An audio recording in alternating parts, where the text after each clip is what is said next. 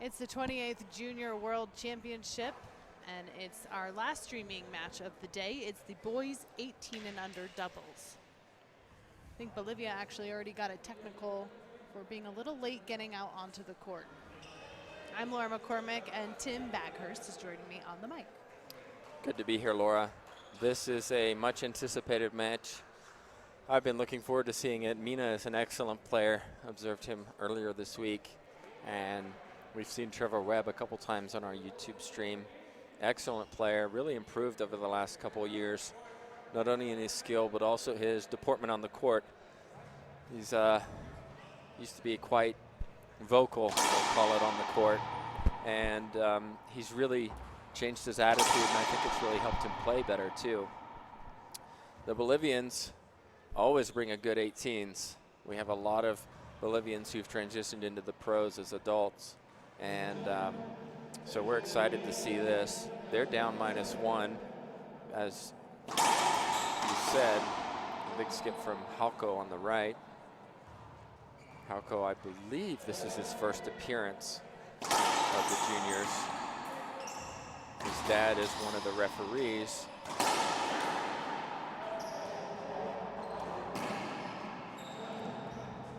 His dad is one of the referees. We were just letting that point finish, and said that he's been pretty nervous this week, which is understandable. It's quite an occasion. Yeah, it's quite a big stage to be on, especially for the first time at 18 or in the 18s.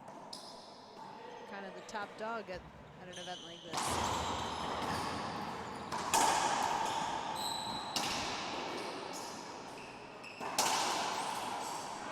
You can already see one Bolivian in front, one behind. Yeah, we haven't seen too much of that formation today. It's called an I formation, where one stays in front of the other. Again, not sure what to do on that front court. Like 2 bounces.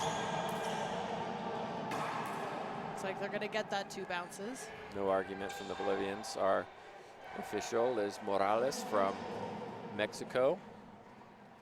He's done an excellent job this week. 2 line judges are from Honduras and Colombia, respectively. Skip for Bolivia. 1 serving 2.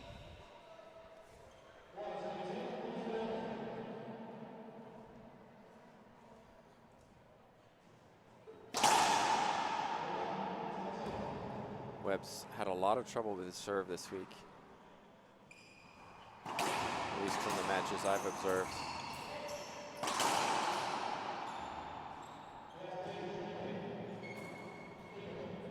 I think a replay is a good call. I thought he had the shot there. Halko's going to appeal it. See what the lines judges say. One agrees, one disagrees. Split decision. Call will stand. Canada's team is being coached by Corey Osborne, a former Canadian national player himself. Bolivia appear not to have a coach for this match. All tied up now, 2-2.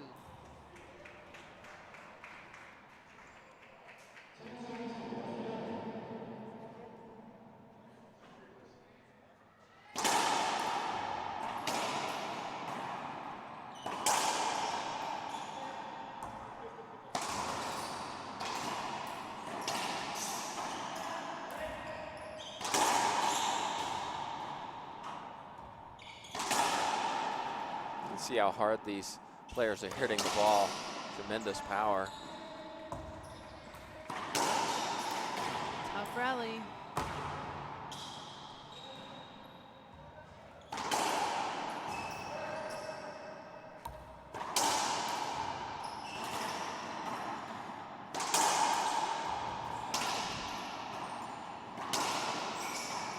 Goodness, I've lost count. This ball just won't go down. Oh my gosh. Oh no. Wow. An Hits the incredibly corner. long rally, and what a way to end it. Yeah, that's tough for Bolivia. Gives Canada the advantage now by 1. You can see what makes doubles so great, though. It's so hard to put the ball down, so we have Yeah. long rallies, lots of shots. Certainly enjoyed as a fan. Big skip from Webb, half out.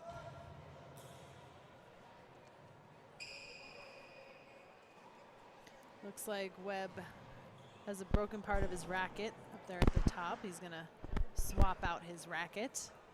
So this is an official timeout. Doesn't count toward the team timeouts. Bit of an equipment timeout. Well, don't forget there is more racquetball live streaming from the 28th Junior World Championships. Tomorrow we'll be live streaming the semifinals. That'll start again at 11 a.m. Central Time. And on Saturday, we'll be live streaming the finals match. You can get all the details on the schedule at internationalracquetball.com. Halko serve.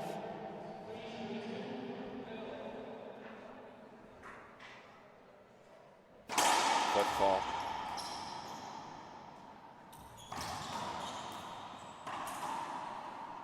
Big skip for Bolivia. So watch Halko's front foot as it crosses the line. Let's see if it's a foot fault this time. That's good. Different serve.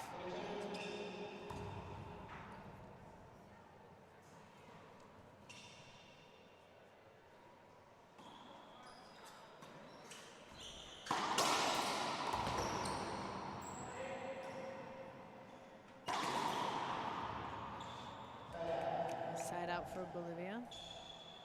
Beautiful from Mendoza.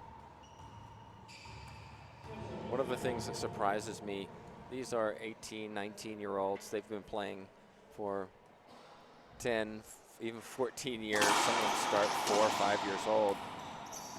When you hit a lob serve, you don't want it bouncing off the back wall. And that's just a key. You want your opponent to be going to the ceiling or playing a defensive shot. So many of these lob serves that we've seen this week come off the back wall. And you would have thought by now, so many days in, not sure what that was about. Oh, okay. Bit of controversy on the court.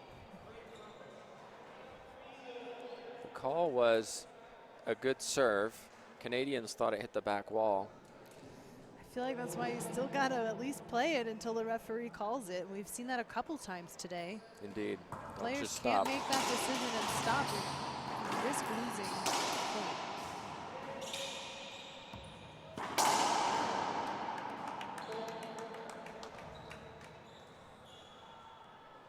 It's going to tie it up again, 4-4.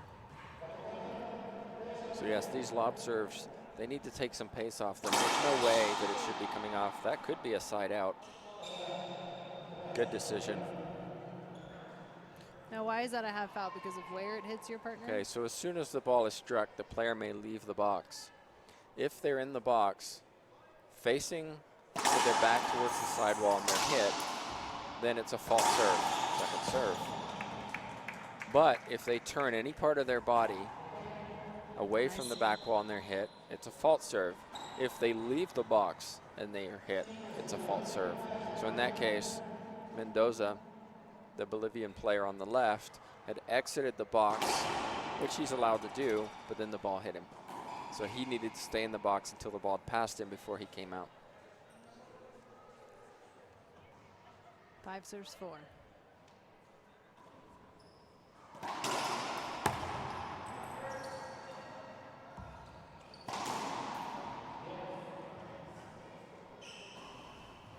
We're talking about skips and how essential that can be in a doubles match as well. A couple skips now from Webb.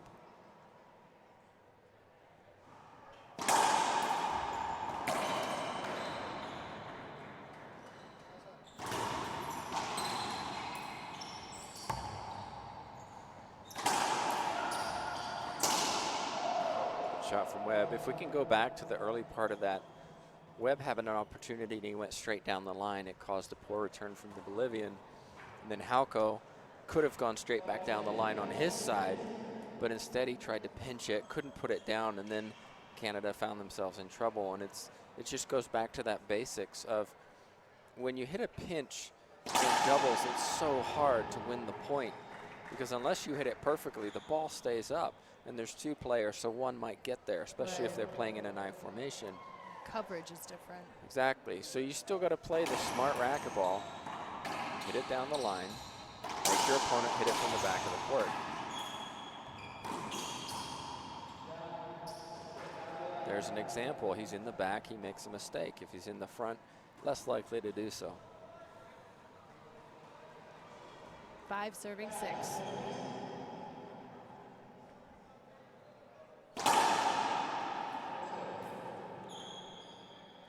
So let's see if this comes off the back wall.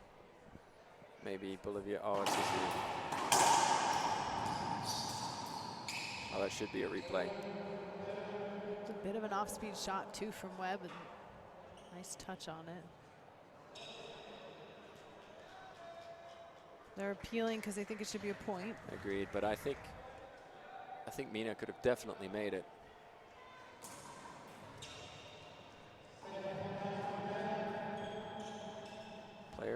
Teams only have 3 appeals per game. Yeah, it's kind of early now, and Canada's already used 2. They need to save one. Ooh, what a serve. You really should always save one until the very last, because we've seen matches lost on possibly a bad call on match point. Right. If you have no appeals left, sorry. That is what it is. They were pretty quick to use their first appeal today.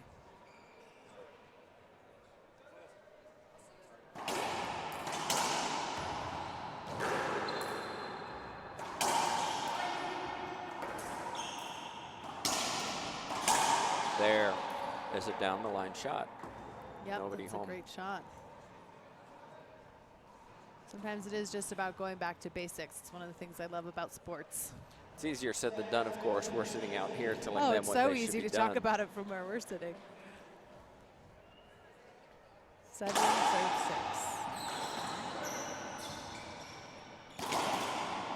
Oh. It's a half out.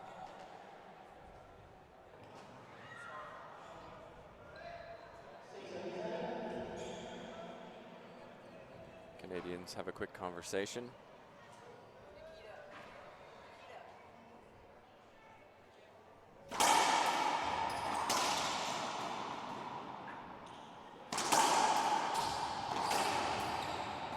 Oh, quick Beautiful hands. Credit given to the Bolivian player from the Canadians. Took a lot of power off it and just guided it to the front wall. Appreciate that good sportsmanship when there's a nice call. We've seen a lot of it this week. Yeah. A lot. It's good to see in these young players. And that's a tremendous serve from Mina. Ties it up, 7-7. More strategizing from Canada on the back of the court.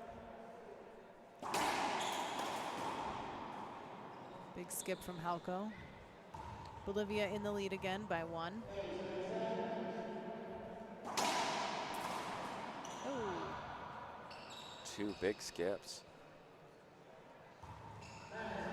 9-7 now. Another point, and Canada should probably take a timeout here.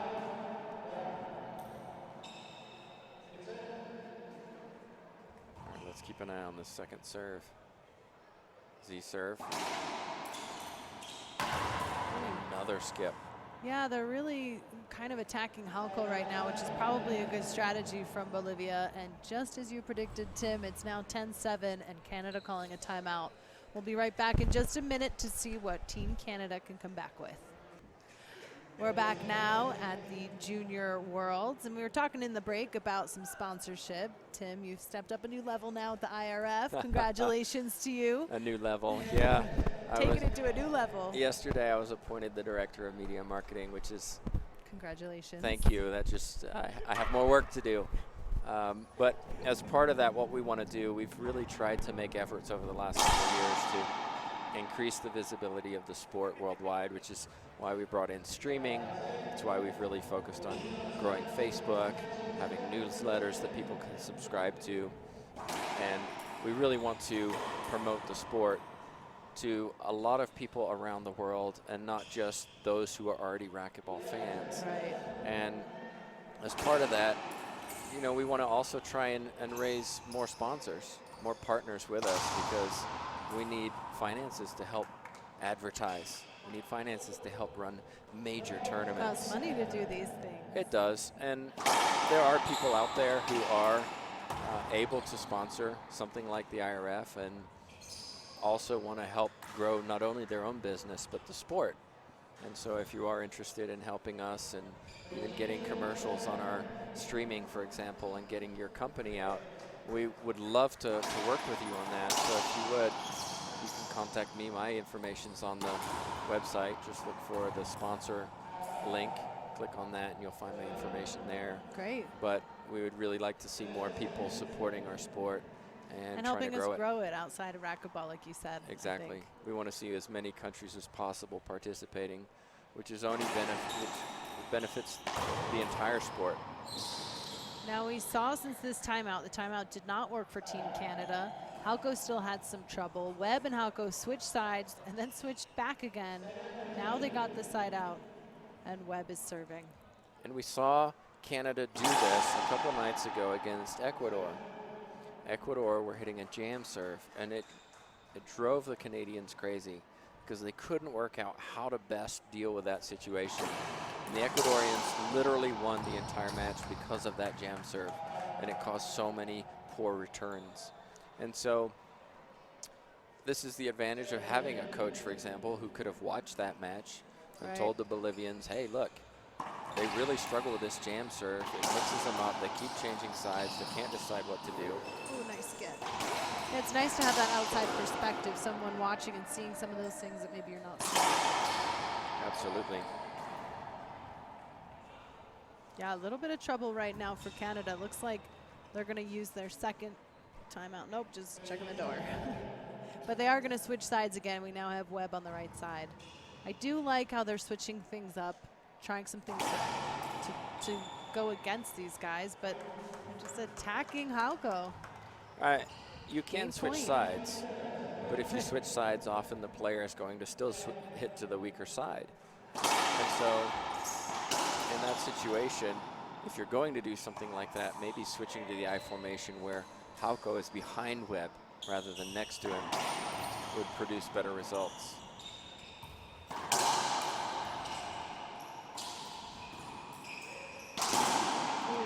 Shot from the Bolivian. That means Bolivia wins game one, 15-7. We're going to take a quick break and see what we come back with in game two. This is the 18 doubles for boys. It's game two of the 18 and under boys doubles match. Bolivia winning game one. Canada starting to get in a little bit of trouble there at the end of game one. We'll see if they can switch up their mentality going into game two. Webb starts out serving.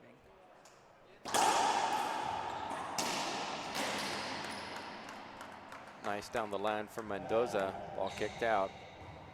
So the Bolivians were laughing and joking during the intermission, and we saw Montero do the same thing earlier and ended up losing in a tiebreaker.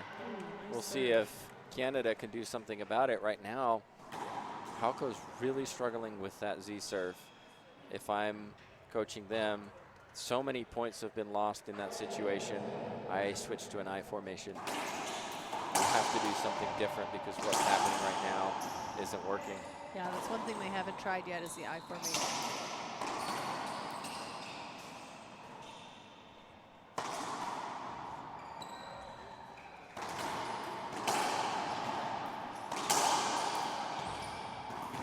Webb having to take so many shots on that side eventually puts one into the floor. 2-0, Bolivia opening up game two. Sometimes teams don't want to go into an I formation, not because it's not the best thing to do, but because it's, I don't know how to describe it other than it's a slight on the lesser player. You know, it kind of looks ugly. And if he's already down, you might not want to. And the reality is that sometimes that player has to say, you know what, it's okay. I want to win this match. Let's figure out a way to do it. And if this is what it takes, let's work as a team to get there. That's a very high serve from Mendoza. A little long there. But sometimes players don't want to do it. And it's understandable. You know, you're a team. You're both representing your country, but you're also trying to win a match. You want a gold medal. And that's just wild from Hauko. Says he couldn't see it. He's going to make it 3-0.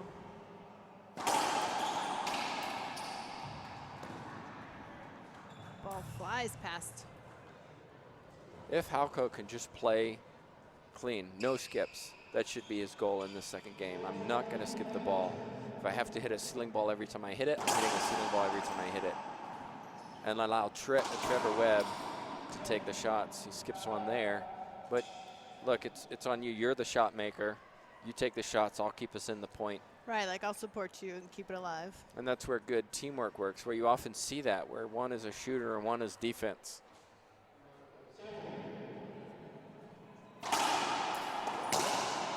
Straight down the line. That's beautiful. Yeah, we've seen a couple down the lines from Bolivia, and we've been talking about going back to that basic, and it seems to be working for them as they lead now in game 2. They're winning game 1. And down the line again. Yep, down the line wins for Canada.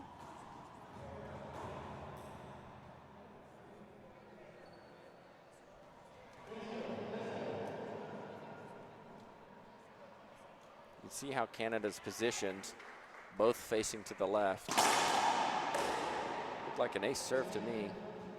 There'll be an appeal. Oh, short called. Second serve.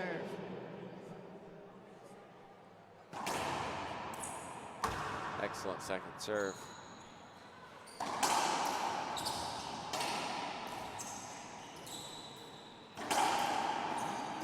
Good hands from Mendoza. Not that time.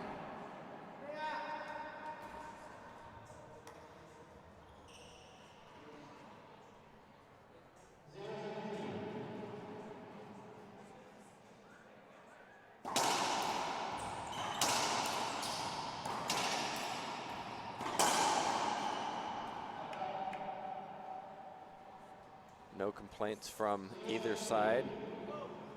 Could have been a skip there.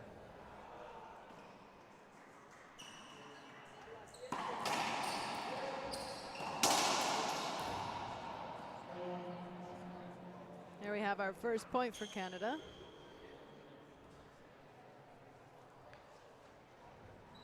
When Webb hits his drive serve, look at his footwork.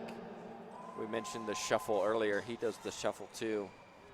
And technically, I wonder if that takes a little bit of power out of his serve. Doesn't get a full step.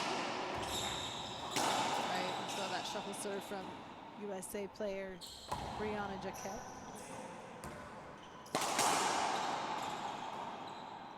This will be a replay, all bounced up and over the 12-foot red line. You know, I haven't seen it very much, but I saw it in March, and you were there too, where players would hit the ball so hard to make it go over that line when they were in trouble. So they would run forward, they're in trouble, so they just hit it as hard as they can at the ceiling so it bounced over and they got a replay. I haven't seen that a lot here, but sometimes it can be effective.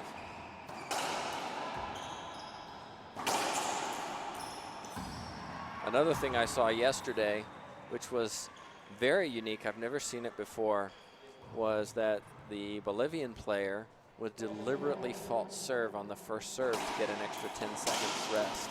Really? So he would deliberately make sure the ball didn't cross, would get a second serve, get another 10 seconds, and then serve. And he did that several times when he was winded, and I thought that was pretty clever. Yeah, that's an interesting tactic. We've seen some players who are a little winded could have used that today. There's a good shot from Hauko. Maybe that'll settle him down.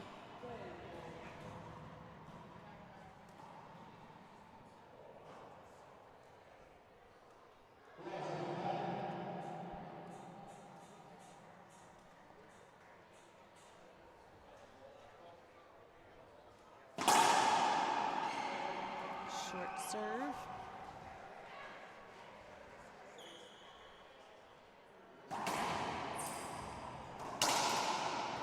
It's a nice pass. Yeah, nice down the line. He didn't overswing. Didn't go for too much. Yeah, I think that's something so interesting. A lot of players go for killing the ball, and it's not all about killing the ball. Well, Canada calls a timeout as they step into that service box. We'll be right back in just a few minutes with more of our boys 18 and under doubles match. Well, no, because I'm going to connect your hard drive right to the TriCaster, so we don't have to copy. And we're back talking about making some copies so we can get those IRF matches up on the YouTube channel after this event, which Tim is in charge of. We appreciate all the work you've done, Tim, on building that YouTube channel. There's a lot of archive matches as well on the international YouTube channel. There is indeed, and we put on all of these matches, including the ones we streamed on YouTube the other day. We make copies of those as we stream them. We'll be putting up those over the next couple weeks. We really want to create a library of racquetball, and by doing so, it allows players and those interested, fans. Also, some of the coaches even told me I'm going to use these for scouting next year. I think that's a great strategy for coaches. I mean, the matches are there. You can go back and not only scout future competitors, but also take a look at maybe what you did as a player, what your player did, and how you can improve that later. Exactly. You heard Ivan Villegas from Costa Rica talking about his juniors program and how he took notes during his matches because he couldn't remember the matches. He had so many. And so coaches, we see some coaches, they just sit there and they just watch and provide some suggestions, and there you go. Others take detailed notes. Others record the matches and watch them that evening. So we see a variety of different coaches here at the World Juniors. Got a good rally going on here. Good cover by Mendoza to pick up that pinch. Mina, wow. Huge swing from the back of the court. He really hits it hard. If he can control that power, he is a tremendous player. You saw in the point before that how much power he generated just from a short swing. And there's an ace serve. 7-1 in game 2.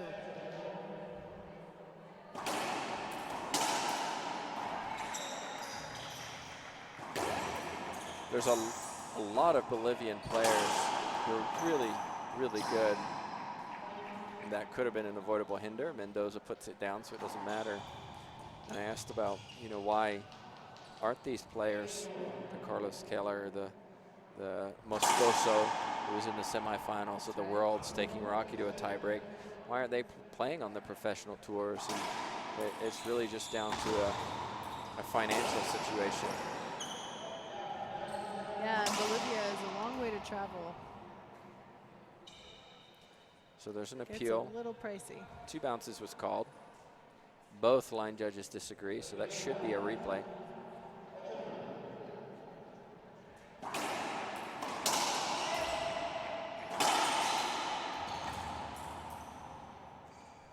Point for Bolivia, it's 9-1.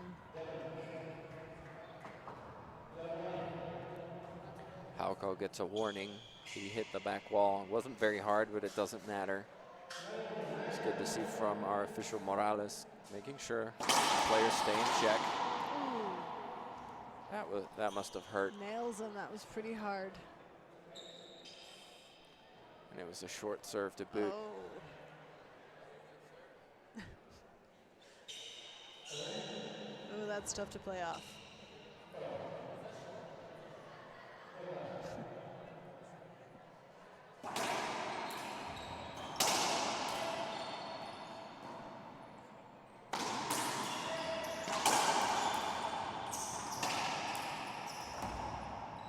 Pick up by Mina. Yeah. Webb goes to the ceiling. Wow, that's terrific from Mendoza on the backhand. That's where 2 of those we've seen from Mendoza in the last couple points. And that's where the Canadian team have to decide. One has to cover the front. You saw them both in the backcourt watching that. As soon as Mendoza goes up there, as you said, it's not his first one. One needs to cover the front. What a shot that was. Is he serious? Oh my goodness, outrageous. 11-1. Giving us a show on the left side. Shot of the week for me was Gabby Martinez earlier this week, running backwards towards the front wall, hit it behind her, with a pinch rollout. Never seen anything like it. I don't think she had either, but as again, if you don't swing, you don't get joy, so. She has that confidence to pull it off too, like she's seen it before. Indeed, saw her earlier this morning. She played in the quarterfinals on our broadcast. There's a beautiful shot from Webb. Don't forget, we will be live streaming the semifinals all day tomorrow, starting at 11 a.m. Central Time, and the finals on Saturday. You can get details on that schedule at internationalracquetball.com. We'll post that schedule as soon as we get it. It's usually a late night decision. Yeah, so if you're up late tonight, you can check for that or check back early tomorrow morning. We'll be starting around 11 a.m. Central Time. That one Mendoza skipped because he didn't move his feet. He stood his ground, waited for the ball to bounce off. Didn't prepare for that. He needed to take a little shuffle there. Good jam serve from Webb. Halko puts one down.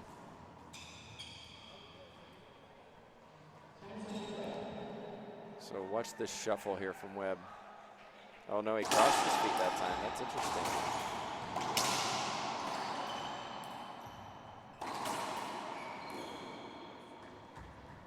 You know, Laura, if he does that, if he shuffles his feet with a certain serve and crosses over his feet with another serve, that could be telling the players what serve he's going to hit. Yeah.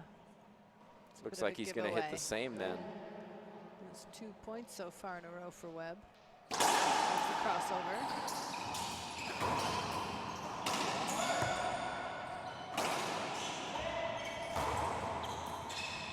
Nice hands from Webb. And a good angle. 3 points in a row for Webb. It's going to make it 4 serving 12.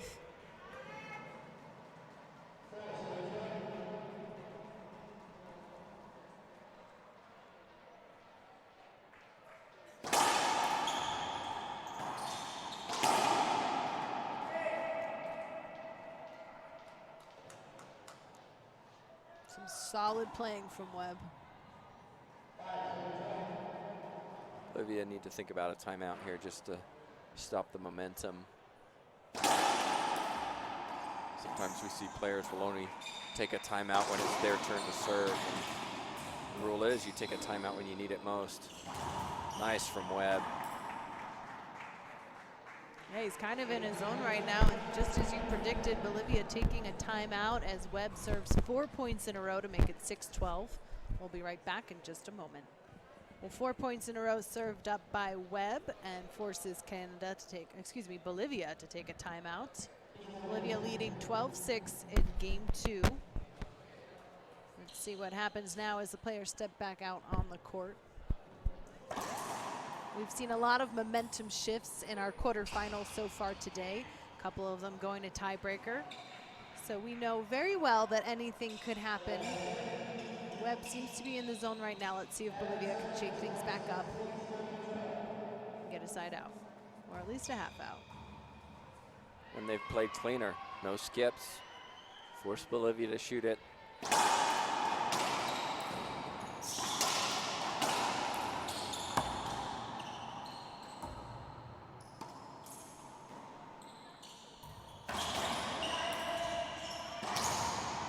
Great pickup from Webb. He's playing tremendously right now.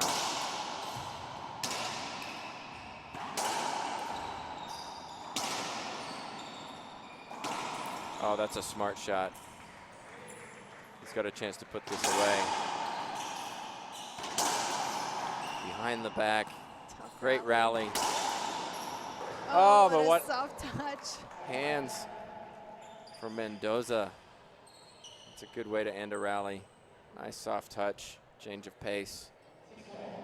That's a tough rally. Webb's going to be tired from that. He took a lot of shots there.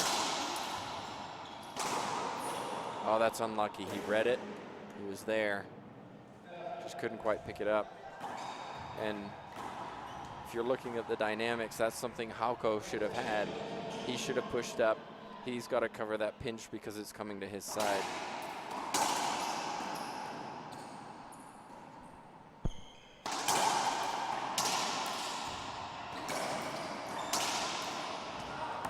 That's a crack on the glass. That's tough. Makes it 13-6 now for Bolivia.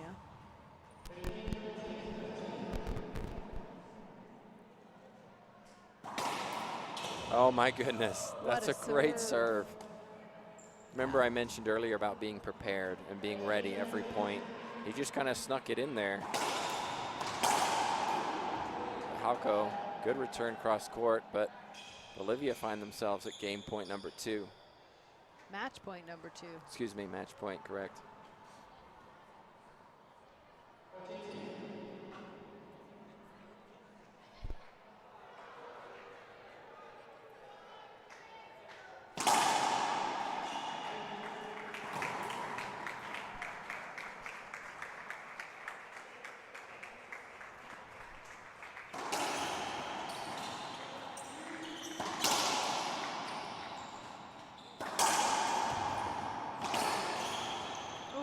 Ball goes right past Halko. Visibly frustrated, and that's a win now for Team Bolivia, 15-6 in game 2 over Team Canada. Tim, what are your final thoughts on that match? Well, I don't think this match is over, and here's the reason why. Oh, when that was right, playing, it's not over. when that ball went past, it actually hit Mina on the foot before it bounced twice, and Morales caught it. I thought that was the correct call, but then Canada walked up and said good game, so I was a little surprised by that. It looked like it was over, but it's not. So good decision from the official. He saw that 2 bounce. Well, 1 bounce and a foot, we'll call it. Well, Canada's still in this right now at 6-14. Psychologically, that can really mess up a team because you think it's over. Now you've got to regroup and keep playing. Look at the court position of both players.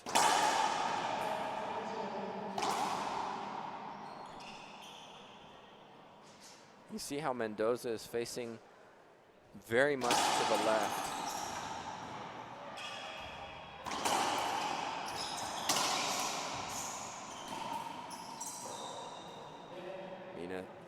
Mendoza skips it.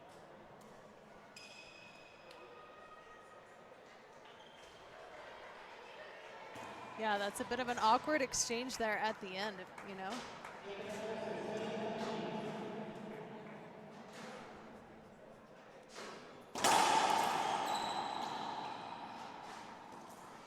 Another point. Yeah, 2 quick points for Webb. We saw this earlier in the match.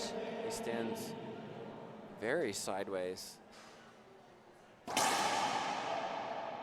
I almost feel a jam to the middle because of the way his feet are set would cause him a lot of problems. He might let it go to Mina, but if he doesn't, could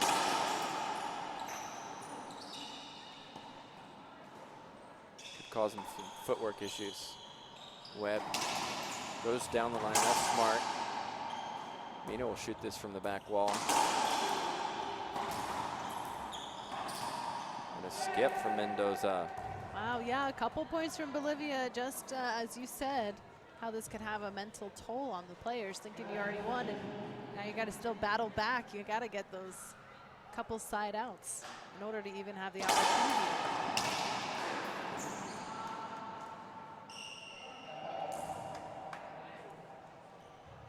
That time Webb not able to finish it. Still have a chance. They're only 6 points away for a tie break. Serves to Mendoza.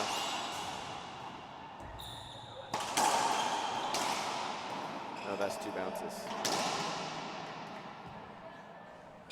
Wow, just like that, it's now 10-14. And I'm taking a timeout here. It's not worth waiting.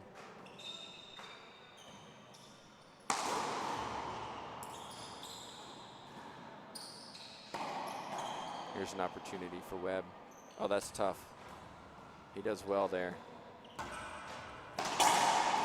Good pickup Nice from net. Halko. And again, Mendoza, what's he gonna do here? Oh, he puts it in the floor. Unbelievable. Canada digging this one out, 11-14. Laura, how many times have I said how many mistakes have been made that far up on the court? Yeah, we have seen that, giving juniors a lot of trouble so far this weekend. This week.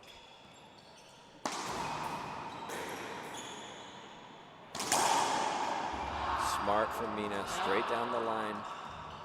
Nice down the line. Another opportunity now for Bolivia to close out the match. Looks like they're going to use their second timeout. An interesting break. We'll be right back in just a moment. We're back now in game 2 as Canada was climbing their way back at the end, and now Bolivia steps into the service box for their third match point and calls a timeout. They had a little bit of trouble and they thought the game was over at 14-6, and Canada's crept their way back up to 11, so Mendoza will serve. Timeouts are used to change momentum. Short serve. Usually they're taken when one is doing poorly, but sometimes you need it just to, okay, what are we going to do here? Here's a good serve from Mendoza. Skips it. He's been hitting so many on his backhand that as soon as you have to hit on a forehand, you can make a mistake. So what's he going to serve here? A little bit more pressure now on Mendoza.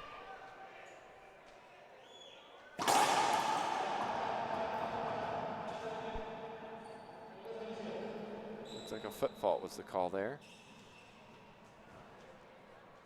Second serve, lob to the backhand. Oh. Halko puts it down. Canada are still in this, everyone. Hope you're enjoying this at home. What a turn of events. Down 14-6. Everyone thought the game was over. Now it's 11-14, 2 servers to come. Let's see if they can get 4 points and take this to a tiebreaker.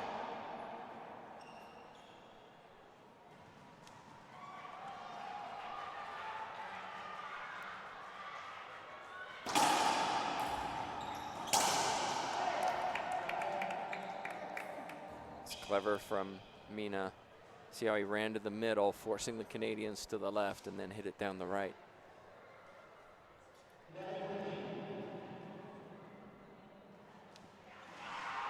Back to Mendoza. Webb.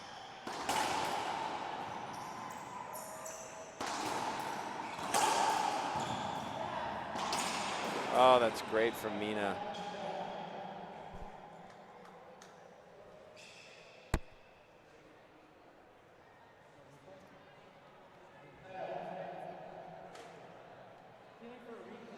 Looks like Canada's going to use an appeal.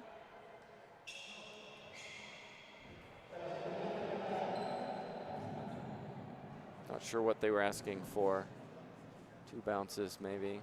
All right, match point for Bolivia.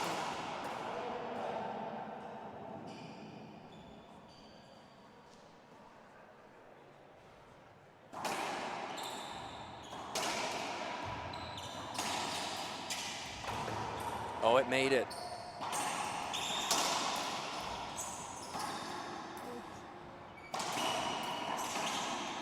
Halko. And again. Third time. Fourth, Webbs. Rally. Oh, that's high. Oh, no. Oh, he nails his teammate. Well, with that one, it looks like it's officially the end of game 2, 15-11. What an incredible comeback, though, from Canada there at the very end, holding on, forcing Bolivia to 5 match point situations. Absolutely, and Canadian fans should be very proud of these two. They worked really hard. They made great efforts to hang into this match and try and get a tiebreaker. Unfortunately for them, they weren't able to capitalize on a few errant mistakes from the Bolivian team, but they should walk away proud of the effort they gave here. There's no shame in losing, and it's just a case of where did we lose? Let's try and get better for next time and work on the things we didn't do well, and then good things will happen down the road. Not everybody can win. There's only one winner in each division, and so while they walk away the losers, at the same time, they played with respect, they played fair, they fought hard, and there's no discredit there.